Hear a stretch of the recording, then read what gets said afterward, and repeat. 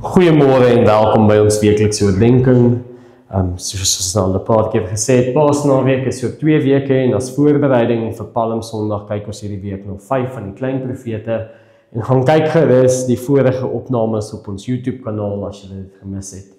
Weerens net as inleiding of voetnota, die klein profete is nogal moeilik vir ons moderne oor te verstaan, dit is dikwels onbekend. Daar's baie beeldspraak en konteks en nie sommer 'n storie nie, behalwe dalk vir Jona. En dit is belangrik dat sal aandag gee, want dit leer ons iets oor hoe die Jode van daai tyd Jesus se koms verstaan het en van selfs toe hy gekom het en dan ook oor God se karakter en hoe hy in verhouding met ons staan. En daarom vra ons die vraag, wat wil God vandag vir ons deur hierdie klein profete stuur? Vandag is natuurlik donderdag en ons kyk na die boek van Sefanja. Sefanja profeseer tydens die regering van koning Jesaja, so hy's voor al die ander wat ons gedoen het, voor die Babylone ingekom het, en dit is natuurlik die koning wat God se wet herontdek het, en herlewing in Israel gevind, bewerkstellig het.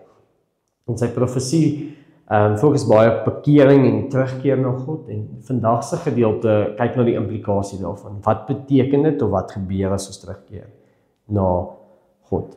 So kom ons luister dan saam na die woord van die enigste en lewende Here, soos dit opgeskrywe staan in Sefanja 3 vanaf vers 9. Ja, daarna sal ek weer volke se lippe rein maak, sodat almal die Here se naam aanroep en hom skouer aan skouer dien. Van ander kant die rivier van Kus sal hulle wat my aanbid, wat ek verstrooi het, offers aan my bring. Op daardie dag sal jy jou nie skaam oor al die dade waarmee jy teen my in opstand gekom het nie, want dan sal ek jou hoogmoedige grootpraters uit jou midde verwyder. Jy sal nie langer selfvoldaan wees op my heilige berg nie.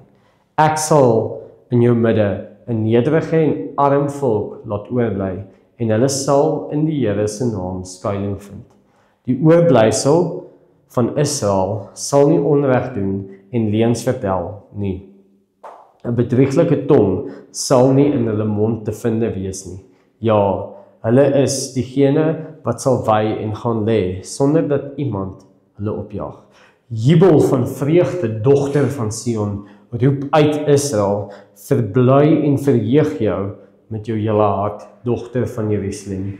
Die Here het die oordeele oor jou afgewend, jou vyand uit die weg geruim. Die koning van Israel, die Here is in jou midde. Jy sal geen onheil meer vrees nie. Op daardie dag sal Jerusalem gesê word, moenie vrees nie, Sion. Moenie dat jou moed jou begewe nie. Die Here, jou God, is in jou midde. 'n help wat verlos. Hy verheug hom met blydskap oor jou. Hy maak jou stil met sy liefde. Hy sal oor jou juig met jubelkrete. Tot sover aan die woord van die enigste en lewende Here. In die vorige 3 dae het ons gekyk na God se geregtigheid en mens kan maklik die fout maak om in negativiteit te verval of bedruk te voel as gevolg van ons eie sonde.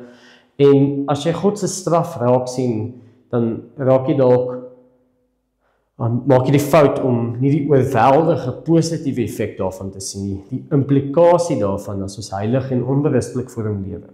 En hierdie gedeelte wys vir ons iets daarna, as dit sê, jubel van die vreugde, dogter van Sion, roep uit Israel, verbly en verheug jou met jou hele hart, dogter van Jerusalem.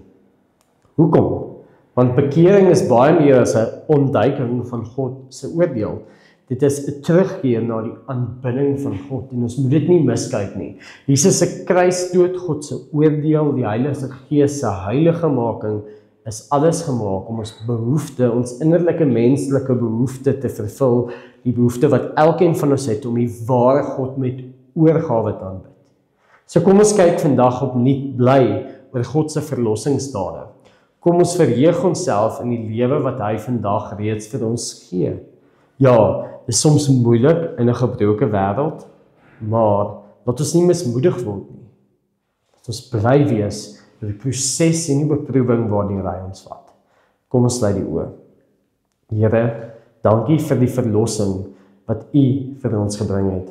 Help ons om ons harte en gedagtes op U te rig en terug te draai wanneer ons afdwaal van die wyse pad. Amen.